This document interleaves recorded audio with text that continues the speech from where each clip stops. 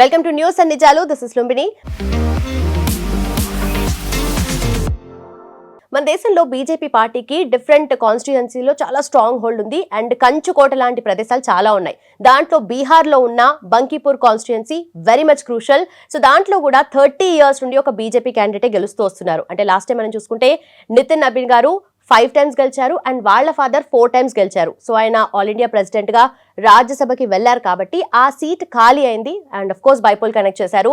ఆ బైపోల్ లో కూడా మనకు జన్సురజ్ పార్టీ నుండి అన్ఎక్స్పెక్టెడ్ గా Prashant Kishor garu he himself is a political strategist తాను గెలిచారనమాట. సో తను గెలవడానికి మెయిన్ ఫ్యాక్టర్స్ ఏమున్నాయి అండ్ ఏమి హెల్ప్ అయ్యాయి and at the same time BJP loss అవ్వడానికి మేజర్ ఫ్యాక్టర్స్ ఏంటి డిస్కస్ చేద్దాం. ఈ రోజు మనతో జాయిన్ అవబోతున్నారు senior journalist Suresh Kochattil sir మనతో పాటున్నారు. Let's talk to him. Hello sir, నమస్తే. Sir, first of all BJP loss కి సంబంధించి మనము ఫ్యాక్టర్స్ మాట్లాడకన్నా ముందు ఎక్కువగా జన్సురాజ్ పార్టీ నుండి ఎవరైతే Prashant Kishor is himself a political strategist, so తను గెలవడానికి మేజర్ రీజన్స్ చూసుకుంటే ఎక్కువగా ఈ యూత్ ప్రొటెస్ట్ కి సంబంధించి లేదంటే గవర్నెన్స్ విషయంలో సివిక్ ఇష్యూస్ విషయంని అడ్రస్ చేశాడు రాదర్ దాన్ కాస్ట్ క్యాల్కులేషన్స్ అని అంటున్నారు. So what you think about it? Prashant Kishor campaign మొదలుపెట్టినప్పుడు 5 నెలల ముందు యూత్ ఏముండే, ఏ ప్రొటెస్ట్ లేదు, ఏం లేదు. సో ఆయన అడ్వాంటేజ్ ఏంటంటే, ఒకటి ఆయన బీహారీ, ఆయనకు బీహార్ అంటే చాలా బాగా తెలుసు. కానీ జస్ట్ కొన్ని నెలల ముందు జరిగిన ఎలక్షన్లో వాళ్ళ పార్టీకి ఒక్క సీట్ కూడా రాలేదు. పోటీ చేసిన అన్ని సీట్లలో మినహా 2 వాళ్ళ డిపాజిట్స్ పోయింది. అట్లాంటి ఒక క్యాండిడేట్ ప్రశాంత్ కిషోర్ ఈసారి గెలవడం ఎందుకు అని అందరు అడగవచ్చు. దీంట్లో యూత్ లేదు, ఏం లేదు. ఎందుకంటే ఆ పర్టికులర్ కాన్స్టిట్యున్సీ ఒక ఫార్వర్డ్ కాన్స్టిట్యూన్సీ, కశ్యత్ కమ్యూనిటీ వాళ్ళది మెజారిటీ. అక్కడ జరిగింది 2-3 కారణాలు. ఒకటి, వాళ్ళ initial candidate Sinha he pulled out అన్నమాట. ఆయన వాళ్ళ ఫ్యామిలీ రీజన్స్ అని చెప్పి పుల్అవుట్ చేశారు. ఒక్కరోజు ముందు నామినేషన్ విత్డ్రా చేసి ఒక్కరోజు ముందు ఆయన పుల్అవుట్ చేశారు. అప్పుడు బీజేపీ దగ్గర స్ట్రాంగ్ క్యాండిడేట్ లేరు. ఎందుకంటే కొత్తగా ఒక క్యాండిడేట్ని పెట్టలేరు, ఎందుకంటే అయిపోయింది నామినేషన్ ఫైల్ చేసే రోజు. విత్డ్రా చేసిన రోజు ఒకరోజు మిగిలి ఉంది. అప్పుడు వాళ్ళు ఏం చేశారంటే, మిగతా వాళ్ళు చూస్తే ఒక బీజేపీ ఏం చెప్తా అనుభవిలాగా ఒకరు, ఈ was a youth wing member ఉన్నారు, ఆయన కనిపించాడు. ఆయన తీసుకున్నారు, ఆయన తీసుకొని క్యాండిడేట్ చేశారు. కానీ ఆ పర్టికులర్ మంచి ఆయన క్యాండిడేట్ ఆ కాన్స్టిట్యున్సీలో బంకీపూర్ అనే కాన్స్టిట్యూన్సీ ఎవరికి ఆయన కూడా తెలియదు ఎక్కువ. అక్కడే ఫస్ట్ తప్పు బీజేపీ. ఈ ఒరిజినల్ క్యాండిడేట్ బ్యాక్అవుట్ కావడానికి కారణాలు చాలా ఉన్నాయి. ఒకటి, ఆయన వాళ్ళ ఫాదర్ ఒక ఫాదర్ స్కామ్ కేసులో ఇన్వాల్వ్డ్ ఉన్నారని చెప్పి కొన్ని అలిగేషన్స్ ఉండే అన్నమాట. తో అభిషేక్ కుమార్ సిన్హా వాళ్ళ ఫాదర్ ఏదో ఫాదర్ స్కామ్లో ఇన్వాల్వ్డ్ అని చెప్పి పుల్అవుట్ చేసిన టైంలో ఈ కాన్స్టిట్యున్సీ ఇంపార్టెన్స్ మనం అర్థం చేసుకోవాలి. ఇక్కడ 1995 నుంచి ఈ నితిన్ నబీన్ వాళ్ళ ఫ్యామిలీ గెలుస్తూ వస్తున్నారు. ఫస్ట్ వాళ్ళ ఫాదర్ 4 సార్లు గెలిచారు, నితిన్ నబీన్ 5 సార్లు గెలిచారు అక్కడి నుంచి. So it is like their own constituency అన్నమాట. ఈ ఇద్దరు క్యాండిడేట్ అభిషేక్ కుమార్ సింగ్ కానివ్వండి, మీరు ఈ ఓడిపోయిన క్యాండిడేట్ అంటే నీరజ్ కుమార్ సిన్హా, వీళ్ళిద్దరిని సెలెక్ట్ చేసింది నితిన్ నబీనే. ఎందుకంటే ఆయన కాన్స్టిట్యున్సీ చాలా బాగా తెలుసు. అఫ్కోర్స్ నేను చెప్పాను చూడండి, నీరజ్ కుమార్ సిన్హా డిఫాల్ట్ క్యాండిడేట్ అయిపోయారు, ఆయన ఒరిజినల్ క్యాండిడేట్ కాదు. అది ఎందుకు బీజేపీ అట్లా చేశారో అర్థం కావట్లేదు. ఎందుకంటే ఈ ఒరిజినల్ క్యాండిడేట్ మీరు ఎందుకు డ్రాప్ చేస్తారు, ఆయన చెప్తారు నాకు పోటీ చేయనని చెప్పినప్పుడు అందరూ ఏమన్నారని భయపడుతున్నారు, బీజేపీ ఓడిపోతారు, దానికోసం ఈ క్యాండిడేట్ విత్డ్రా చేసుకున్నాడని అభిషేక్ కుమార్ సిన్హా. మనం బంకీపూర్ అనగానే మనం అనుకుంటాం ఇదేదో రూరల్ కాన్స్టిట్యున్సీ అనుకుంటాం, కాదు. This is Patna west, it is city constituency. ఈసారి అక్కడ ఓటింగ్ 34% అంతే. ఆలోచించండి, 54 కాదు, 64 కాదు, 74 కాదు, 34% ఓట్లు పడ్డది అంతే. ఓకే, బట్ అయినా కూడా ఇప్పుడు ప్రశాంత్ కిషోర్ 18,000 మెజారిటీతో గెలిచారు కదా సార్.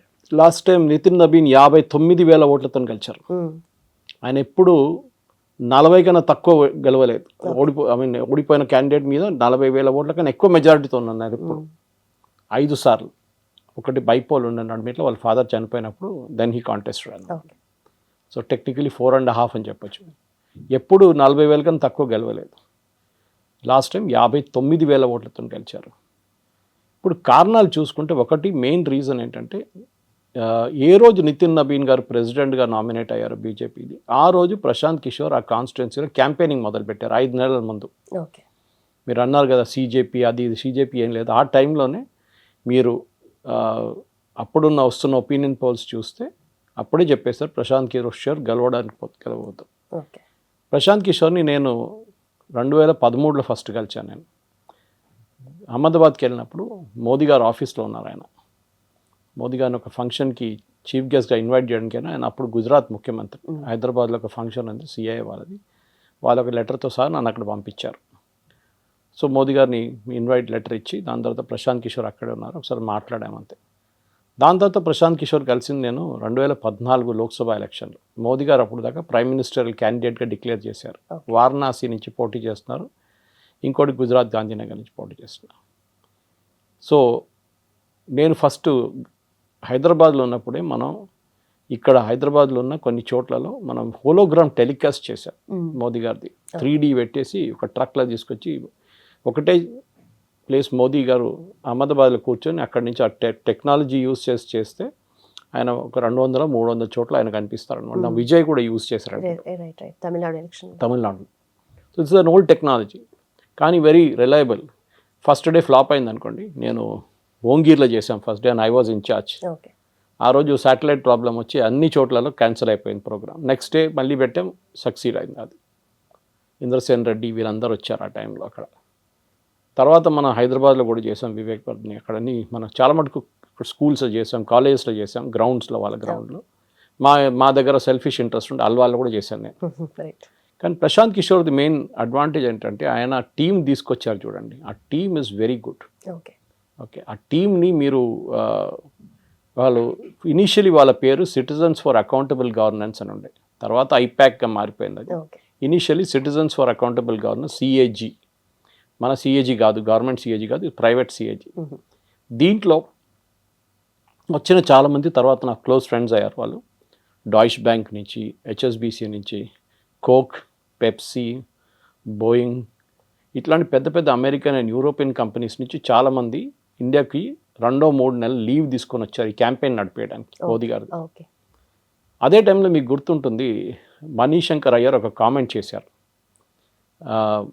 టాకటోరా స్టేడియంలో ఏఐసిసి మీటింగ్ నడుస్తున్నప్పుడు ఎవరు ఛాయ్ తాగుతా, ఈ ఛాయ్ అమ్మడానికి మోదీ గారు వచ్చి ఇక్కడ ఛాయ్ అమ్మొచ్చు అని ప్రధానమంత్రి కాలేరని చెప్పారు. ఒక ఇన్సల్ట్ లాగా ఉండేది. మోదీ గారు ఏం ప్రధానమంత్రి అవుతారు, ఇక్కడ ఛాయ్ అమ్మొచ్చు కావాలంటే అన్నారు. దాన్ని పికప్ చేసుకున్నారు ప్రశాంత్ కిషోర్ ఇమీడియట్లీ. దాన్ని ఛాయ్ పే చర్చగా మార్చేశారు. It became a big hit. ఇప్పుడు మళ్ళీ యూస్ చేశారు దీన్ని. సో దీన్ని కూడా యూస్ చేశారు ఆయన. ఈ ఛాయ్ పే చర్చ నాకు కూడా గుర్తుంది, మేము అల్వాల్లో చేయించాము.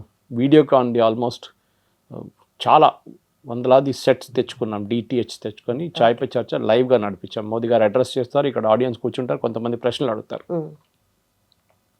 దాని తర్వాత నేను వారణాసికి వెళ్ళాను. అంటే ఇక్కడ ఎలక్షన్ అయిన తర్వాత నన్ను అక్కడ పంపించారు వారణాసికి. వారణాసిలో మోదీ గారు లాస్ట్ ఫేజ్ క్యాంపెయిన్ 2 వారాలు ఉన్నాయి, అప్పుడు వెళ్ళాను నేను. నన్ను అక్కడ 2 బూత్లలో ఇన్ఛార్జ్తో పాటు నన్ను అక్కడ ట్యాగ్ చేశారు సోషల్ మీడియా చూసుకోవడానికి. డాక్టర్ కుష్వా అని చెప్పి ఒక మెడికల్ డాక్టర్ ఉండే, ఆయనతో పాటు ఆయనకి 2 బూత్లు ఉన్నాయి, 2400 ఓటర్స్ ఉన్నారు అప్రాక్సిమేట్లీ. 20 వాలంటీర్స్ ఉన్నారు తోడు, బీజేపీ కార్యకర్తలు. ప్రతి ఇంటికి వెళ్ళి ఓటర్ని కలవడం, వాళ్ళ రియాక్షన్ అదంతా నేను మొబైల్లో రికార్డ్ చేసి ప్రతిరోజు ఈవినింగ్ అది అప్లోడ్ చేసి పెడుతుండే అన్నమాట, ఫోటోదో వీడియోనో ఏదైనా కానీ. అప్పుడు కూడా వీళ్ళు అదే బిల్డింగ్లో ఉన్నారు, ఎవరు సిఏజీ వాళ్ళు. మా ఒక రెసిడెన్షియల్ బిల్డింగ్లో అపార్ట్మెంట్, రెడీ అయిన అపార్ట్మెంట్ బీజేపీ వాళ్ళు ఆక్యుపై చేసుకున్నారు, కొన్ని రోజుల కోసం తీసుకున్నారు ఈ క్యాంపెయిన్ కోసం. గ్రౌండ్ ఫ్లోర్లో ఆపరేషన్స్ హెడ్, దాని తర్వాత అన్ని ఫ్లోర్లో డిఫరెంట్ ఆఫీసెస్ ఉండే బీజేపీది వారణాసికి. అన్నిటికంటే పైన 2 ఫ్లోర్స్లో సిఏజీ వాళ్ళు ఉన్నారు. వాళ్ళు కూడా చాలా మెథాడికల్గా నడిపిస్తారు క్యాంపెయిన్. ప్రశాంత్ కిషోర్ది అన్నిటికంటే పెద్ద అడ్వాంటేజ్ ఏంటంటే ఆయన ఒక కాన్స్టిట్యున్సీ మ్యాప్ ఆయన ముందు పెడితే దాన్ని క్లియర్గా డివైడ్ చేస్తారు. ఎక్కడేముంది, ఆ కాన్స్టిట్యున్సీలో ఎవరున్నారు, ఎక్కడుంటారు, ఏజ్ గ్రూప్ ఏంటి, మేల్ సెక్స్ ఫీమేల్ రేషియో ఏంటి, అది కాకుండా మిగతా దాన్ని కూడా వాళ్ళ ఎకనామిక్ కండిషన్ అన్నీ అనలైజ్ చేస్తారు. ఆయన టీం పనిచేస్తారు ఆ గ్రౌండ్లో. ఇప్పుడు కూడా ఆయన దగ్గర ఉన్నారు. అఫ్ కోర్స్ ఆయన దాని తర్వాత ఎలక్షన్ అయిపోయింది, మోదీ గారు గెలిచారు. దాని తర్వాత మోదీ గారు ప్రధానమంత్రి అయ్యారు. అప్పుడు ఒక ఈగో క్లాష్ వచ్చింది వీళ్ళ నడిమిట్లో. ప్రశాంత్ కిషోర్కి I don't know the truth, కానీ నేను విన్న రూమర్స్ ఏంటంటే ఆయనకు ఒక క్యాబినెట్ పోస్ట్ కావాలన్నారు. అది మోదీ గారు అన్నారు కాదు, ఇట్స్ నాట్ పాసిబుల్, నీకు కావాలంటే ఏదైనా కన్సల్టెంటో లేదైనా సీనియర్ పొజిషన్ మినిస్ట్రీ లేదా ఒక మినిస్ట్రీలో అటాచ్ చేసేస్తాను, కానీ నేను మినిస్టర్షిప్ ఇవ్వలేను. పార్టీలో చాలామంది 20-30 సంవత్సరాల నుంచి కార్యకర్తగా పనిచేసిన వాళ్ళు ఉన్నారు, ఎలక్షన్ గెలిచిన వాళ్ళు ఉన్నారు, చాలా సీనియర్స్ ఉన్నారు. వాళ్ళని అకామిడేట్ చేయడం కష్టంగా ఉంటుంది. 60-65 సీట్ మినిస్టర్స్ ఉంటారు. మీరు వెయిట్ చేయండి, తర్వాత లేకుంటే నెక్స్ట్ ఎప్పుడైనా వచ్చినప్పుడు ఛాన్స్ లేకుంటే ఏదైనా కమిషన్ హెడ్ గానో ఏదైనా అపాయింట్ చేస్తాను మంచిది. No, he wanted only ministership, union ministership. వీళ్ళిద్దరు నడుమిట్లో స్ప్లిట్ అయింది అప్పుడు. Then he went his own way, IPAC setup చేసుకున్నారు, which is again managing elections. Jagan కోసం ఆంధ్రాలో చేశారు. Again he did very methodical job. జగన్ని గెలిపించింది యాక్చువల్లీ ప్రశాంత్ కిషోరే. దెన్ తమిళనాడులో వెళ్ళి డిఎంకేని గెలిపించారు అక్కడ. దాని తర్వాత కల్కటాకి వెళ్ళి మమతా బెనర్జీ టీఎంసీ కోసం చేశారు 2 సార్లు. So Prashant Kishor became a political expert అనమాట. ఆయన ముందు నుంచే ఉండే, కానీ హీఈస్ వెరీ వెరీ మెథాడికల్. అదే ఆయన టీం ఉంటారు, ఒక 100 మంది ఉంటారు. వాళ్ళు కాన్స్టిట్యున్సీలో ఏం నడుస్తుంది, ఏం టాప్ ఇష్యూస్ ఉన్నాయి, ఒక్కొక్క ఏరియాలో ఏం ఇష్యూస్ ఉన్నాయి, అక్కడున్న ప్రజలు ఎవరు, ఏజ్ గ్రూప్లో ఉంటారు, వాళ్ళ పొలిటికల్ అఫిలియేషన్ ఏంటి. For example BJP election campaign నేర్చుకోవాలంటే మీరు అదొక పెద్ద మిషనరీ యాక్చువల్లీ. వీళ్ళేం చేస్తారంటే 3 సార్లు విజిట్ చేస్తారు. నేను వారణాసిలో చూశాను చాలా. వీళ్ళ దగ్గర ఒక దోపర్చి సిస్టమ్ అని చెప్పి ఒక సిస్టమ్ ఉంది, చాలా పాతది అది బీజేపీలో. దాంట్లో ఏంటంటే ఒక ఎలక్షన్ బుక్ ఉంటుంది ఒకటి, మన ఓటర్ లిస్ట్. దాంట్లో 2 పేజీలు ఉంటాయి, చాలా పేజీలు ఉంటాయి. దాంట్లో 2 పేజీలు ఒకరికి ఇచ్చేస్తారు, ఒక వాలంటీర్కి ఇస్తారు. 10 మంది ఉంటారు ఒక బూత్కి, దాంట్లో ఒకరికి అప్పగించిస్తారు. దాంట్లో 40-45 మంది ఉంటారు 2 సైడ్లు కలుపుకుంటే, పేరు, ఫోటో, వాళ్ళ అడ్రస్, ఏజ్ అంతా డీటెయిల్స్ అన్ని. వీళ్ళ పని ఏంటంటే వీళ్ళ ఏరియా కదా, వాళ్ళకి తెలుస్తూ ఈ అపార్ట్మెంటో లేకుంటే దాని పక్కన ఇండిపెండెంట్ హౌసో లేకుంటే ఏదైనా ఒక చిన్న కమ్యూనిటీ లాగా ఉన్న కన్స్ట్రక్షన్ చేసుకుని అక్కడ వెళ్ళి వీళ్ళు కలుస్తారు. వాళ్ళని ఫస్ట్ టైం కలిసి మాట్లాడతారు. సార్ మీ పేరంతా కరెక్ట్ ఉందా, మీ ఉంది కదా లిస్ట్లో పేరు ఉంది, అది టిక్ చేసి అన్నీ చేసి వచ్చేస్తారు. వీళ్ళకి తెలుసు అప్పుడే వీళ్ళు ఎట్లాంటి వాళ్ళు. మాట్లాడుతున్నప్పుడే అప్పుడప్పుడు మోదీ గారి పేరు చెప్తారు, వాళ్ళు ఎట్లా రియాక్ట్ అవుతుందో చూస్తారు. దెన్ రిటర్న్ వెళ్ళిపోయి డేటా అంతా సిస్టంలో ఎంటర్ చేస్తారు. వాళ్ళ దగ్గర ఒక సాఫ్ట్వేర్ ఉండే, కంప్లీట్ ఫీల్డ్ రిపోర్ట్స్ అన్ని వాళ్ళు కంప్లీట్గా చేస్తారనమాట. దాని తర్వాత మనం ఏం చూస్తామంటే ఈ పర్టికులర్ సాఫ్ట్వేర్ని సెకండ్ టైం అప్డేట్ ఎప్పుడు చేస్తారంటే వీళ్ళు మళ్ళీ ఇంకో విజిట్కి వెళ్తారు. అప్పుడు కొంచెం సీనియర్స్ వెళ్తారు తోడు. వాళ్ళందరూ వెళ్ళి అక్కడ వెళ్ళి వాళ్ళు కూర్చొని మాట్లాడినప్పుడు మళ్ళీ కొంచెం ఆ సీనియర్కి వీళ్ళందరినీ తెలుసు. ఇన్ దిస్ కేసు నేను చెప్పాను చూడు, ఒక డాక్టర్, మెడికల్ డాక్టర్, డాక్టర్ కుష్వా, ఆయనకి ఆ ఏరియాలోని అందరు తెలుసు అనమాట, చాలా మటుకు క్లియర్గా. డాక్టర్ కుష్వా మాట్లాడుతూ ఫ్యామిలీ రిలేషన్షిప్ అది ఇది అని మాట్లాడి కొంచెం రిలేషన్షిప్. సో నేను చూసాను at close up and personal BJP election machinery ఎట్లా పనిచేస్తున్నారు. దాన్ని మీరు 534 లోక్సభ కాన్స్టిట్యున్సీస్ మల్టిప్లై చేస్తే మీకు తెలిసిపోతుంది వాళ్ళు ఎందుకు గెలుస్తారు. ఈవెన్ రాజ్దీప్ సర్దేశాయ్ ఒక పుస్తకం రాశారు దీని మీద, హౌ బీజేపీ వార్ మిషన్ అంటారు. వాళ్ళు ఒక కాన్స్టిట్యున్సీ అనగానే వెళ్ళిపోతారు వాళ్ళకి. బంకీపూర్లో ఎందుకు జరిగింది, ఎందుకంటే అటువైపు ఈక్వల్లీ కేపబుల్ ఒక మనిషి ఉన్నాడు, if not more. And centralised power మొత్తం ఇప్పుడు అంతా ఒకే కాన్స్టిట్యున్సీ కాబట్టి దాని మీదే పెట్టారు. సో అక్కడున్న ప్రజలు చూసినప్పుడు ఏంటంటే ఒకటి, ఈ బీజేపీ ఈసారి నెగటివ్ క్యాంపెయిన్ బీజేపీ ఎక్కడ వెళ్ళిందంటే కష్యత్ కమ్యూనిటీ, అక్కడ ఉన్న ఫార్వర్డ్ కమ్యూనిటీ. వీళ్ళు బీజేపీ చాలా మటుకు వాళ్ళకి ఒక ఒపీనియన్ ఏమొచ్చిందంటే మా పిల్లలకు ఉద్యోగం రావట్లేదు, మా పిల్లలకి అడ్మిషన్ రావట్లేదు, మా పిల్లలకి ఈ రిజర్వేషన్ వచ్చిన దాంతో మా పిల్లలకి అసలు ఎంత మంచి మార్కులు తెచ్చుకున్నా అడ్మిషన్ రావట్లేదు, దాంతో ఉద్యోగం రావట్లేదు. వాళ్ళకు ఒక కోపం ఉండేది, అది బీజేపీ ఇగ్నోర్ చేశారు. వేరే ప్రశాంత్ కిషోర్ పికప్ చేశారు. అది ఆయన ఏం ప్రామిస్ చేయలేదు, సింపథైజ్ చేశారు. నేను అదే మళ్ళీ క్యాంపెయిన్స్లో ఎప్పుడు చెప్తుంటాను, ఎందుకంటే చాలా క్యాంపెయిన్స్ చూశాను నేను. 1970s నాయన్ నరసింహారెడ్డి గారు ఫస్ట్ టైం జనతా పార్టీ నుంచి పోటీ చేస్తున్నప్పుడు మా కాలనీ జమస్మానేకి వచ్చారు. ఆయన ముషీరాబాద్ నుంచి పోటీ చేశారు. జార్జ్ ఫెర్నాండెస్ గారు ఆయన తీసుకొచ్చారు మా దగ్గరికి. మాకు జార్జ్ ఫెర్నాండెస్ అంటే దేవుడు సమానం అన్నమాట ఆ టైంలో. That tall a leader. So అప్పటి నుంచి పాలిటిక్స్ చూసుకుంటూ వస్తున్నాం మేము. నాకైతే జనతా పార్టీ, దాని తర్వాత బీజేపీ వచ్చింది. బీజేపీకి 1984లో 2 సీట్లు గెలిచారు. ఒకటి హన్మకొండ నుంచి జంగారెడ్డి గారు, ఇంకా మన అక్కడి నుంచి జంగారెడ్డి గారు, మళ్ళీ మేసానా నుంచి ఆకార్ పటేల్. ఇక్కడ జంగారెడ్డి గారు, అక్కడ ఆకార్ పటేల్, ఇద్దరే ఉన్నారు ఎంపీస్ బీజేపీకి 1984. అక్కడి నుంచి వాళ్ళు ఇంక్రీజ్ అయ్యి ఇప్పుడు వాళ్ళ దగ్గర గవర్నమెంట్ 3 సార్లు గవర్నమెంట్ నడిపిస్తున్నారు వాళ్ళు. టోటల్ ఈవెన్ 300 క్రాస్ అయింది 2019లో. 2024లో తగ్గి 240కి వచ్చింది అది. ఓకే, సో మనం అర్థం చేసుకోవాల్సింది ఏంటంటే వీళ్ళ వైపు నుంచి బీజేపీకి ఒక అడ్వాంటేజ్ పట్నా వెస్ట్లో ఉండే, దట్ ఈస్ బంకీపూర్లో. అది వాళ్ళు దే హ్యావ్ లిటరలీ స్క్వాండర్డ్ అంటారు ఇంగ్లీష్లో, పోయింది వాళ్ళ దగ్గర నుంచి. ఎందుకంటే వాళ్ళు క్యాండిడేట్ సెలక్షన్లో ఫెయిల్ అయ్యారు ఫస్ట్.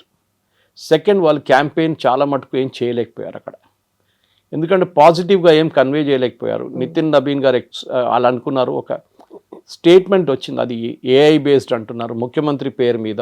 ఓ రవిశంకర్ ప్రసాద్ గారు, ఆయన ఎంపీ అక్కడి నుంచి.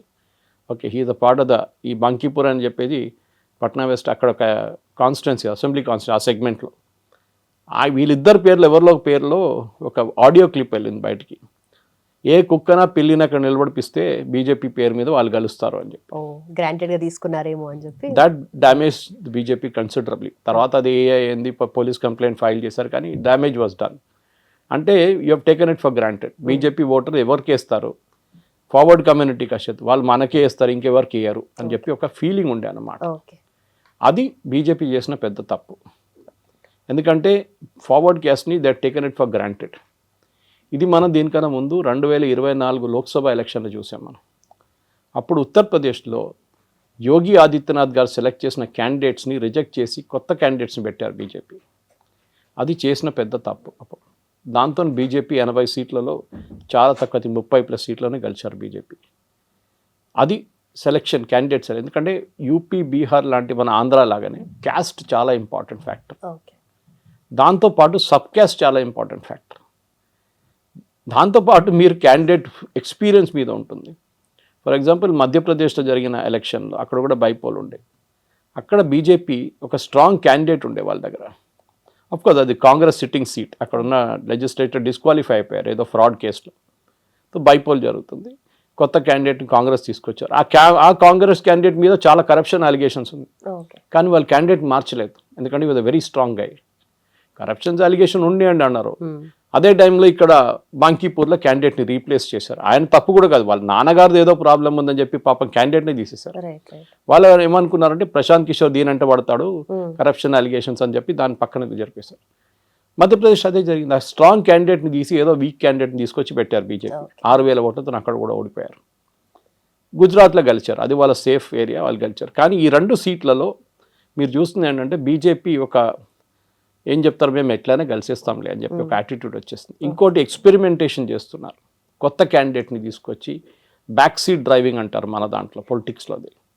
ఇప్పుడున్న బీహార్ ముఖ్యమంత్రి కానీ, ఒరిస్సా ముఖ్యమంత్రి కానీ, మధ్యప్రదేశ్ ముఖ్యమంత్రి కానీ, రాజస్థాన్ ముఖ్యమంత్రి, వీళ్ళందరూ న్యూబీస్, కొత్త వాళ్ళు. Even Haryana to certain extent. Experience ఉన్న శివరాజ్ సింగ్ చౌహాన్ కానీ, అక్కడ స్కిండియా కానీ మేడం, ఇక్కడ ఒరిస్సాలో it could have been Dharmendra Pradhan. Okay, అట్లాంటి క్యాండిడేట్స్ని పెట్టకుండా వీళ్ళేం చేశారు, కొత్త వాళ్ళని తీసుకొచ్చారు. దాంతో బీజేపీకి ఇప్పుడు స్టేట్స్లో ఒక ల్యాక్ క్లస్టర్ పర్ఫార్మెన్స్ అవుతుంది. బీహార్ ముఖ్యమంత్రి ఎవరు అనగానే మీకు ఇమీడియట్గా మీకు పేరు రాదు. ఇనీషియల్లీ నితీష్ కుమార్ అంటారు మీరు, అప్పుడు లేకుంటే మన ఇక్కడ ఛత్తీస్గఢ్లో డాక్టర్ రమన్ సింగ్ అంటారు, మధ్యప్రదేశ్లో శివరాజ్ సింగ్ చౌహాన్, ఇట్లాంటి రాజస్థాన్లో స్కిండియా మేడం, వాళ్ళందరూ ఉన్నారు. ప్రాబ్లం ఏంటంటే వీళ్ళని రీప్లేస్ చేసి ఒక న్యూ బ్లడ్ని తీసుకురావడానికి బీజేపీ ట్రై చేశారు. దాంట్లో హైకమాండ్ తప్పు ఉంది. ఎప్పుడైనా ఒక పార్టీ ఎలక్షన్ నడిపిస్తున్న ఒక mix of experience and freshers ఉండాలి. మీరు అందరు ఫ్రెషర్స్ తీసుకొస్తే ఇదే ప్రాబ్లం అవుతుంది. కాంగ్రెస్ అది చాలా క్లియర్గా హ్యాండిల్ చేసుకున్నారు, వాళ్ళు అడ్వాంటేజ్ తీసుకున్నారు దాన్ని. అఫ్కోర్స్ బీహార్లో వాళ్ళకి ప్రెజెన్స్ ఎక్కువ లేదు, బట్ అయినా కూడా ఇది ప్రశాంత్ కిషోర్ వాడుకున్నారు కదా, అంటే వీళ్ళకి ఒక్కరు కూడా నమ్మకస్తులు లేరు క్యాండిడేట్ ఇక్కడ అని చెప్పేసి చెప్పారు కూడా. అది ఈ ran his campaign on that last week, ఎందుకంటే 2 వీక్స్ ఉంటుంది కదా క్యాంపెయిన్ టైం. ఆయన దానికన్నా 4 నెలల ముందే మొదలు పెట్టాడు. ఆయనకి లాస్ట్ 2 వీక్స్లో ఆయన దీని మీద వచ్చారు, నేను ఎట్లయినా గెలవబోతున్నాను, వీళ్ళు భయపడుతున్నారు, దానికోసం క్యాండిడేట్ని మార్చారు. ఒరిజినల్ క్యాండిడేట్ పారిపోయాడు, నేను ఆయన గెలవలేడని చెప్పేసి నాకే వేసారు. అంటే ఎంత పెద్ద మార్జిన్ ఏం కాదు. నితిన్ నబీన్ గెలిచిన 59,000 చూస్తే 19,000 ఏం కాదు, 40,000 ఓట్లు తక్కువ మెజారిటీకి. కానీ ఓట్ పర్సంటేజే పడిపోయింది. ఓట్ పర్సంటేజ్ 34% అంటే చాలా తక్కువ. అఫ్కోర్స్ అర్బన్ సెగ్మెంట్స్లో ఎప్పుడు మీరు హైదరాబాద్ కూడా చూడండి 50-55 ఉంటుంది అంతే.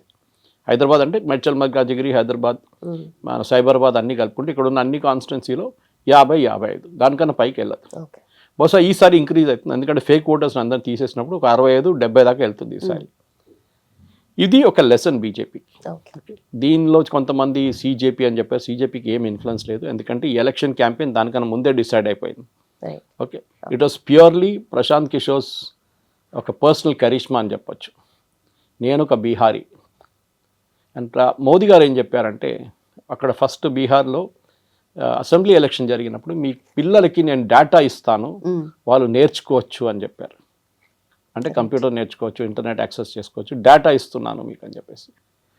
ప్రశాంత్ కిషోర్ దాన్ని రివర్స్ చేసామన్నా అంటే మాకు మా బేటా ఇవ్వండి, మాకు డేటా వద్దని. ఓకే. దానికి కారణం ఏంటంటే బీహార్ నుంచి చాలామంది యంగ్స్టర్స్ ఉద్యోగం కోసం బయట వెళ్ళి పనిచేస్తారు. రైట్. ఓకే, మీ హైదరాబాద్ చూడండి, మీరు చెన్నై చూడండి, బెంగళూరు చూడండి, కేరళ వెళ్ళండి, ప్రతి స్టేట్లో బీహార్, యూపీ, అస్సాం వాళ్ళు కనిపిస్తారు. And specially Bihar. North Indians మనకు ఒక సౌత్ ఇండియన్స్కి ఒక యాటిట్యూడ్ ఉంది, ఎవరు అనిపిస్తే కానీ వాడిని బీహారీ అంటాడు నార్త్ ఇండియన్, మనకి మద్రాసి అంటుండే ముందు అట్లనే. So same thing for Bihar, ఒక ఇన్సల్ట్ వర్డ్ లాగా అయిపోయింది అది. సో ప్రశాంత్ కిషోర్ దాన్ని క్యాంపెయిన్లో యూజ్ చేశారు. బీహారీ అని బయట సౌత్ ఇండియాలో మమ్మల్ని ఇన్సల్ట్స్ చేస్తారు. ఒక తమిళనాడు పొలిటీషియన్ అయితే డిఎంకేది వీళ్ళు పానీపూరి అమ్ముతారు, ఇక్కడ వచ్చి వీళ్ళు టాయిలెట్ అడుగుతారు మా దగ్గర అని చెప్పారు. So it was very damaging statement. North Indian వాళ్ళు పాపం కష్టపడి పనిచేస్తారు. సరే ఛత్ పూజ టైంలో ఒక నెల పాటు వాళ్ళు వెళ్ళిపోతారు, వాళ్ళు ఉండరు, తర్వాత వస్తారు, తిరిగి వస్తారు. సో బీహార్లో ఎంప్లాయ్మెంట్ లేదు. ఒక మినరల్ రిచ్ స్టేట్ జార్ఖండ్ పక్కన వెళ్ళిపోయినట్టు బీహార్కి రెవెన్యూ తగ్గిపోయింది. బీహార్లో ఆపర్చునిటీస్ లేదు, లా అండ్ ఆర్డర్ చాలా దారుణ పరిస్థితి, ఇప్పుడు బాగుపడ్డది. ఎవరు ఇండస్ట్రీలోస్ అక్కడ ఇన్వెస్ట్ చేయడానికి రావట్లేదు, అది పెద్ద ప్రాబ్లం. సో ఉద్యోగాలు లేవు, సో పిల్లలు ఏం చేస్తారు, బయట వెళ్ళి పనిచేస్తారు. అదే 20,000 25,000 వాళ్ళకి ఎక్కువ అమౌంట్ అడగట్లేదు, 20,000-25,000 వాళ్ళకి బీహార్లో దొరికితేనే వాళ్ళ ఇంట్లో ఉండి అక్కడ పని చేసుకుంటారు. ఈ రెంట్ ఇవ్వక్కర్లేదు, ఫ్యామిలీ నుంచి సపరేట్ అయ్యి ఒక సంవత్సరం ముందు బయట ఉండలేదు, వాళ్ళే వండుకోవాలి, ఇదంతా ప్రాబ్లమ్స్ ఉంటుందన్నమాట. అది చూసినప్పుడు బీహార్ని డెవలప్ చేయడానికి ఒక విజన్గా ప్రశాంత్ కిషోర్ ఒక విజన్ తీసుకొచ్చారు ఈ 4 నెలల క్యాంపెయిన్లో. ఇదంతా పబ్లిక్ మర్చిపోయారు. ఐ మీన్ మన దగ్గర ఉన్న పబ్లికేషన్స్ అంతా దీనికి వెళ్ళలేదు. ఆయన 4 months బిఫోర్ ఏం జరిగింది బీహార్లో ఉన్న న్యూస్ పేపర్లు తీసి చూస్తే మీకు కనిపిస్తుంది అదంతా. He was talking of data versus beta. So ఇదన్నమాట main pitch of Prashant Kishor. Employment తీసుకురావాలి బీహార్కి, అది పాసిబ్లీ బీజేపీ ఫెయిల్ అయింది చెప్పడం క్యాంపెయిన్ స్టేట్మెంట్ చేయలేకపోయారు వాళ్ళు. అలాగే బీజేపీలో ఎవరైతే ఫార్వర్డ్ కాస్ట్ ఓటర్స్ ఉన్నారో, లాయల్ ఓటర్స్ ఇక్కడికి షిఫ్ట్ అయ్యారు జనసూరజ్ పార్టీకి. అండ్ దాంతోపాటు ఆర్జేడీ ఎలాగో గెలిచే సూచనలు కనిపించట్లేదు కాబట్టి సరే అదేదో ఓటు మనము ప్రశాంత్ కిషోర్కే వేద్దాం అన్నట్టుగా కూడా షిఫ్ట్ అయింది. అంటే ఒక స్ట్రాటజిక్ గా షిఫ్ట్ అనేది జరిగింది అన్నట్టుగా కూడా వినిపిస్తుంది. ఇన్ఫాక్ట్ మీసా భారతి, లాలూ ప్రసాద్ కూతురు, ఈ రిజల్ట్ వచ్చిన రోజు సాయంత్రం లోక్సభ పార్లమెంట్ బయట ఎన్డీటీవీకి ఒక వీడియో బయట ఇచ్చారు.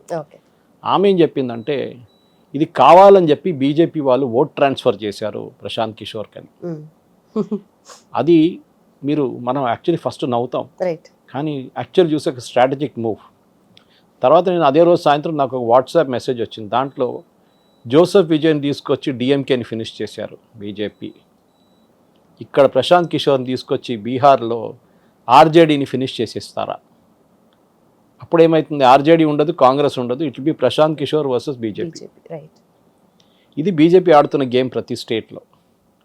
మహారాష్ట్రలో షిండే, కర్ణాటకలో కుమారస్వామిని వైపౌట్ చేసేసారు కంప్లీట్గా, బీహార్లో నితీష్ కుమార్ని పంపించేసి బీహార్ కూడా మొత్తం next election BJP maximum seat పోటీ చేస్తారు. ఇదంతా ఒక కన్సాలిడేషన్ నడుస్తుంది. మమ్మల్ని కావాలని చెప్పి మా పార్టీని బీహార్ నుంచి మొత్తం వైపౌట్ చేయడానికి బీజేపీ ఆడిన గేమ్ అని చెప్పి మీసా భారతి అలర్ట్ చేస్తుంది. ఆమె చెప్పిన దాంట్లో there is some truth to it. ఎందుకంటే ఈ ఓట్స్ మీరు చెప్పింది అదే ఫ్యాక్టర్. ఈ ఫార్వర్డ్ కాస్ట్ ఓట్ వాళ్ళేమనుకున్నారు, ఈ లాలూకి ఇచ్చే బదులు వీళ్ళు గెలిచే బదులు we will give it to Prashant Kishor. ఆయన రేపు మార్పు తీసుకొస్తాడో, ఆయన తీసుకొచ్చిన జన్సురాజ్ పార్టీలో వాళ్ళ ఒక పొలిటికల్ ఫోర్స్గా బీహార్లో వస్తారు, అది చాలా డౌట్ఫుల్. ఇక్కడ బీహార్ ఇస్ క్యాస్ట్ పాలిటిక్స్. యాదవ్లు, బ్యాక్వర్డ్ క్లాసెస్ ఉన్నారు, కశ్యత్ ఈ ఫార్వర్డ్ క్యాస్ట్ ఉన్నారు, భూమిహార్స్, ఇదంతా చాలా మటుకు వీళ్ళ దగ్గర క్యాస్ట్ ఈక్వేషన్స్ ఆడుకుంటుంది అనమాట బీహార్లో. Then minorities, Muslims. మీరు బీహార్లో సీమాంచల్ రీజన్లో చూస్తే ఓవైసీ వాళ్ళ పార్టీ 5 సీట్లు గెలిచారు అక్కడ. Okay, that's a Muslim strong hold because border with west Bengal, అక్కడ నుంచి జార్ఖండ్ నుంచి వస్తున్న అది అటువైపు నుంచి. సో ఇది ఈవెన్ బంకీపూర్లో 40,000 ఓట్లు ఉన్నాయి ముస్లిమ్స్. అది ఎక్కడ పోయిందో తెలియదు. వస్తే ఆర్జేడీకి రావాలి ఉండే కదా, వాళ్ళు ప్రశాంత్ కిషోర్కి వేసారా అది తెలియదు మనకి, ఎందుకంటే 37% ఓట్లు పడ్డది. అది ఎవరు వేసారో మనకు తెలియదు కదా. సో వెన్ ఓవరాల్ అనలైజ్ చేస్తే కూడా ఈవెన్ 40,000ది మీరు 37-40% తీసుకుంటే కూడా ఒక 20,000 ఓట్స్ ఎవరికో వెళ్ళింది. ఎవరికి వెళ్ళింది? Did it go to Prashant Kishor or did it go to Lalu's party? వాళ్ళ పార్టీకి వెళ్ళలేదు, అందుకే అంత ఓటు లాలూ పార్టీకి రాలేదు, ఆర్జేడీ ప్రశాంత్ కిషోర్కి వచ్చింది. సో ఈ ముస్లిం ఓట్స్ కూడా టాక్టికల్గా షిఫ్ట్ అయిందన్నమాట. ఎందుకంటే మీరు దాని తర్వాత చూసిన క్యాండిడేట్స్కి అసలు ఏ ఓట్లు రాలేదు, 1000 ఓట్లు కూడా రాలేదు, 200, 300, 400 ఓట్లు వచ్చినాయి. సో ఒక టాక్టికల్ షిఫ్ట్, ఫార్వర్డ్ క్యాస్ట్ ఒక టాక్టికల్ షిఫ్ట్. 40,000 చాలా చిన్న నంబర్ ముస్లిం ఓట్స్, ఎందుకంటే 1,00,000 ఉంటే మీరు చెప్పొచ్చు, ఓన్లీ 40,000 ఓట్లే ఉన్నాయి. దాంట్లో కూడా స్ప్లిట్ జరిగింది ఒకటి. సో దానికి మిసాబారిచి చెప్పిన దానికి it makes a lot of sense. కావాలని చెప్పి బీజేపీ వాళ్ళు ఓట్ ట్రాన్స్ఫర్ చేసి మా పార్టీని బీహార్లో లేకుండా చేయడానికి చేసిన కుట్ర అని చెప్పి ఆమె అలెజ్ చేసి చూడాలి అది నిజంగా జరిగిందో లేకుంటే ఇజుట ఆమె మైండ్లో ఒక కాన్స్పిరసీ థియరీ తీసుకొచ్చిందో తెలియదు. కానీ ఓవరాల్ లెసన్ బీజేపీకి ఒకటి ఏంటంటే, మోదీ గారి ఫోటో పెట్టి మీరు ఎప్పుడు ఎలక్షన్ గెలవలేరు. లోకల్ క్యాండిడేట్స్ వాళ్ళ స్ట్రెంగ్త్ చూపించాల్సిందే. ఒక కార్పొరేటర్ ఎలక్షన్లో డ్రైనేజు, రోడ్లు, ఎలక్ట్రిసిటీ, ఓకే వర్షం పడితే చెరువులు అయిపోతే రోడ్లు, మా ఇంటి లోపల నీళ్ళు వచ్చేస్తుంది, ఇట్లాంటి లోకల్ ఇష్యూస్ ఉంటుంది కార్పొరేటర్ లెవెల్లో. ఎమ్మెల్యే రాగానే కొంచెం పెద్ద సిమెంట్ రోడ్లు, దాని తర్వాత మా ఏరియాలో స్ట్రీట్ లైట్స్ పనిచేయట్లేదు, కొంచెం పెంచాలి, నీళ్ళు రావట్లేదు కరెక్ట్గా, అది కొంచెం ట్యాంకులు కట్టాలి పెద్దది, అట్లాంటి రిజర్వాయర్స్ కట్టాలి, అది వస్తుందన్నమాట. ఎంపీ వచ్చేదాకా అది it will be a different thing altogether. అది ఒక 6-7 అసెంబ్లీ సెగ్మెంట్స్ కలుపుకొని అక్కడున్న థిమాటిక్ థింగ్స్ వస్తుందన్నమాట.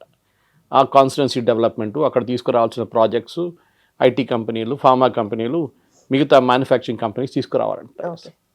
ఈ 3 సపరేట్ సెగ్మెంట్స్ ఉంటుంది. అప్పుడు మీరు ఓటర్ దగ్గర వెళ్ళినప్పుడు మీరు ఆ సెగ్మెంట్ మీద ఫోకస్ చేసి వెళ్ళాలి. బీజేపీ, కాంగ్రెస్ అందరు చేసిన తప్పు ఏంటంటే, వీళ్ళు ఎలక్షన్ ముందు వెళ్ళరు కాన్స్టిట్యున్సీకి. గెలిచిన ఎంపీ, ఎమ్మెల్యే అసలు కనిపించాడు, ఏదో ఇనాగరేషన్ ఉంటే వస్తాడు కానీ అసలు లేకుంటే రాడు. చెంచాలను పంపిస్తాడు, కార్పొరేటర్స్ పంపిస్తాడు, కార్పొరేటర్ వాళ్ళ చెంచాలను పంపిస్తారు. మీ అంటికి ఎప్పుడు వస్తారు వీళ్ళు? ఎలక్షన్ కన్నా ముందు వస్తారు. అప్పుడు దాకా 5 సంవత్సరాలు కనిపించారు వీళ్ళు. ఇది అన్నిటికంటే పెద్ద ఫాల్ట్. ఇది బీజేపీ కూడా చేస్తున్న తప్పు. నేను ఎన్నోసార్లు కొంతమందికి నా దగ్గర అడుగుతారు, సురేష్ గారు ఇట్లా ఉంది అంటే కాన్స్టిట్యున్సీ సంగతి అంటే నేను చెప్పాను. ఫర్ ఎగ్జాంపుల్ నేను మా కాన్స్టిట్యున్సీ మెడ్చల్ మల్కాజిగిరి ఈట్ల రాజేందర్ వాళ్ళ వైఫ్కి చెప్పాను నేను ఒకసారి. ఆమెతో నేను ఒక క్యాంపెయిన్ ట్రిప్లో వెళ్ళాను అనమాట, ఇక్కడ కుక్కట్పల్లి వైపు.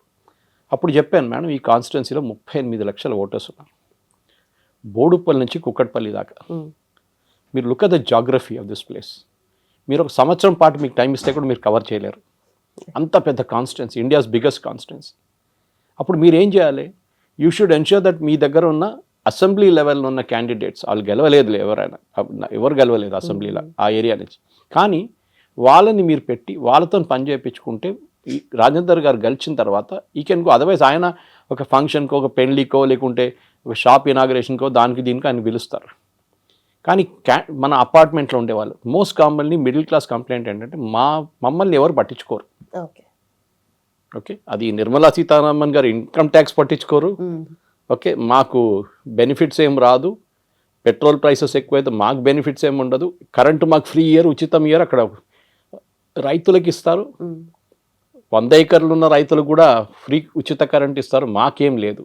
సో ఒక మిడిల్ క్లాస్, ఎందుకంటే సిటీ దాంట్లో మిడిల్ క్లాస్ ఎక్కువ ఉంటారు. హైదరాబాద్ టోటల్ ఓటర్స్ మీరు ఇప్పుడు చూస్తే, ఇప్పుడు తెలియదు మనకి ఫైనల్ కౌంట్ ఎంత వస్తుంది, కానీ మన టోటల్ స్టేట్లోని 1/4 ఓటర్స్ కన్నా ఎక్కువ హైదరాబాద్లో ఉండబోతున్నారు. హైదరాబాద్ అంటే with in Hyderabad, Cyberabad and Secunderabad, Medchal Malkajgiri, Cyberabad and మిగతా సికింద్రాబాద్ అన్ని కలుపుకుంటే హైదరాబాద్ ఆల్సో. దీన్ని మీరు ఫోకస్ చేయకపోతే బంకీపూర్ రిజల్ట్ మళ్ళీ వస్తుంది. You have to meet the candidates, candidates ప్రతి ఓటర్ దగ్గర వెళ్ళాల్సిందే, 6 నెలలకు ఒకసారి అయినా. అక్కడ మీరు కమ్యూనిటీ మీటింగ్స్ కానీ మిగతా దాన్ని పెట్టకుండా, అదే ప్రాబ్లం లాస్ట్ మినిట్లో క్యాండిడేట్కి టికెట్ ఇస్తే ఇదే జరుగుతుంది. ఇది మన దగ్గర కూడా జరిగింది, నేను పేర్లు తీసుకోను, కానీ బీజేపీతోని ఇక్కడ కూడా మా మల్కాజిగిరిలో జరిగింది ఇదే. దీనికన్నా ముందున్న అసెంబ్లీ సెగ్మెంట్లో లాస్ట్ మినిట్లో టికెట్ ఇచ్చారు, ఆ క్యాండిడేట్ ఏం చేయలేకపోయారు. మీరు క్యాండిడేట్కి మినిమం 6 నెలలు టైం అని ఇవ్వాలి, especially one the candidate is not an MLA or MP. Congress వాళ్ళు గెలిచారనుకోండి, బీజేపీ వాళ్ళు అండ్ బీఆర్ఎస్ వాళ్ళు 6 నెలల ముందే క్యాంపెయిన్ మొదలు పెట్టాలి. అది కాకుండా లాస్ట్ మినిట్లో వచ్చి చేయి ఉప్పేసి 2 పబ్లిక్ మీటింగ్లు పెట్టి మోదీ గారు వచ్చారు కదా, మోదీ గారు ఫోటో పెట్టేసాను మేము కలిసి ఇస్తాం. సారీ, మోదీ గారు ఎప్పుడు మీకు ఓట్లు తీసుకురాలేరు. అట్లా ఆల్వేస్ డోంట్ అజ్యూమ్ దట్. ఎప్పుడు మోదీ గారు మిమ్మల్ని కల్పిస్తారని ఆ ఫాల్స్ నోషన్లో ఉండకూడదు. మీరేం చేస్తున్నారు, వాట్ కైండ్ ఆఫ్ క్యాండిడేట్ అది? మీరు క్యాంపెయిన్ చేయండి, మీ పాజిటివ్స్ మీద క్యాంపెయిన్ చేయండి, పార్టీ గురించి చెప్పండి. మరి మోదీ గారు ఫోటో పెట్టి ఆయన అంటే మోదీ గారు మళ్ళీ అన్ని కాన్స్టిట్యున్సీ ఆయన ఎంపీ అయిపోతారు. మీరు అందుకున్నారు మళ్ళీ.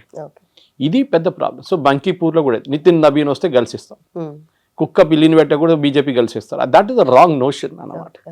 అది జరిగింది. ఎనీవే కోర్స్ కరెక్షన్ చాలా టైం ఉంది. ఇన్ఫాక్ట్ నిన్ననే మోదీ గారు నితిన్ నబీన్తో నితీష్ కుమార్తో మీటింగ్ జరిపారు. పాసిబుల్ రివ్యూ చేసి ఉంటారు ఏం జరిగింది. They would had an explanation. ఇది ఈ కారణంతో ఓడిపోయాం, కరెక్షన్ ఏం చేయాలో అని చెప్తారు దాని గురించి. కానీ బైపోల్లో ఓడిపోయిన దాంతో మోదీ గారు అయిపోయింది, సీజేపీ వచ్చేసి సీజేపీ వస్తే గుజరాత్లో ఏమైందండి? గుజరాత్లో ఓడిపోవాలి ఉండే కదా. So it is nothing to do with that. Purely local issues మీద జరిగింది. అక్కడున్న ముఖ్యమంత్రుల పర్ఫార్మెన్స్ మీద ఉంటుంది. క్యాండిడేట్ సెలెక్షన్ తప్పు జరిగింది. అదే మెయిన్ ప్రాబ్లం. బట్ ఇది మేజర్ కాన్స్టిట్యుయెన్సీ, అది కూడా బైపోల్ అయినప్పటికీ కూడా బీహార్లో ఉన్న బీజేపీ గవర్నమెంట్ అండ్ సీఎం క్యాండిడేట్కి కూడా ఇది నెక్స్ట్ వ్యతిరేకత అనేది చూపించడానికి ఒక మెసేజ్ లాగా తీసుకోవాలి గవర్నమెంట్ అని కూడా ప్రశాంత్ కిషోర్ క్లెయిమ్ చేస్తున్నారు కదా సార్. ఈ గవర్నమెంట్ వచ్చి బీహార్లో కొన్ని నెలలు అవుతుంది. సో వాళ్ళ పర్ఫార్మెన్స్ జడ్జ్ చేయడానికి టైం కాలేదు. ఇంకా దీనికన్నా ముందు నితీష్ కుమార్ గారు ఉండే, it was JDS government, JDU government. JDU government ఉన్నప్పుడు వాళ్ళ పర్ఫార్మెన్స్ మీరు మెజర్ చేయాలి ఉండే. కొత్త సీఎం వచ్చారు, ఆయన ఒక రెండు సంవత్సరాల తర్వాత you can start measuring him. ఎట్లా పర్ఫామ్ చేస్తున్నారు, ఏం చేస్తున్నారు అనేది. ప్రాబ్లం ఏంటంటే బీహార్లో అన్నిటికంటే పెద్ద ప్రాబ్లం ఎంప్లాయ్మెంట్. నేను అదే రిపీట్ చేస్తున్నాను మళ్ళీ. మీరు ఆ ఇష్యూ సార్ట్అవుట్ చేయకపోతే you're just brushing it under the carpet. మిగతా సిటీస్కి మిగతా స్టేట్కి వెళ్ళి పనిచేసే బదులు వాళ్ళకి అక్కడే ఉద్యోగం ఇప్పించండి. వాళ్ళు పెద్ద ఉద్యోగాలు అడగట్లేదు, వాళ్ళు ఏదో ఐటీ కంపెనీలు పెట్టమంటలేదు. మీరు మ్యానుఫ్యాక్చరింగ్ తీసుకురండి బీహార్కి. ప్రధానమంత్రి గారు చాలా మటుకు శంకుస్థాపన చేశారు అప్పుడు చేసినప్పుడు, immediate after the elections also. అది ఒక లెవెల్కి తీసుకొచ్చి దాన్ని లాంచ్ చేయాలి. అప్పుడే బీహార్కి ఒక ప్రోగ్రెస్ వస్తుంది. ప్రశాంత్ కిషోర్ లాంటి వాళ్ళు కూడా అప్పుడు కూడా గెలవచ్చు. Because he is showing himself as an educated person. చూడండి, నేను ఒక బీహారీని, నేను ఎక్కడి దాకా వచ్చాను చూడండి, చదువుకున్నాను, కష్టపడి పని చేశాను, దానికోసం ఇక్కడ దాకా వచ్చాను, మీరు కూడా చేయాలి. ఆ ఒక ప్యాషనేట్ ప్లీ అని తీసుకొచ్చారు ఈ క్యాంపెయిన్లో కూడా. కానీ దీనికన్నా ముందు ఎందుకు ఫ్లాప్ అయ్యారు, ఇప్పుడు ఎందుకు గెలిచారంటే నాకు ఎక్స్ప్లెనేషన్ లేదు దానికి. పాసిబ్లీ సింపతి వేవ్ ఉండొచ్చు, పాపం ఏం గెలవలేదు లాస్ట్ ఈసారైనా గెలిపిద్దామని చెప్పి గెలిపించుంటారు. Right sir. సో బీహారీస్ వేరే స్టేట్స్కి వెళ్ళి అక్కడ సెటిల్ అవ్వడము, లేదంటే అక్కడ ఎంప్లాయ్మెంట్ కోసం వెళ్లకుండా బీహారీస్ విత్ ఇన్ బీహార్ ఉండి ఎంప్లాయ్మెంట్. అక్కడున్న అమ్మలు అంటున్నారు, అక్కడున్న వాళ్ళ మదర్స్ అంటున్నారు, ముझे डाटा नहीं चाहिए, मेरे को बेटा दे दो. Right sir. Done sir. Thank you so much sir. Thanks for the analysis.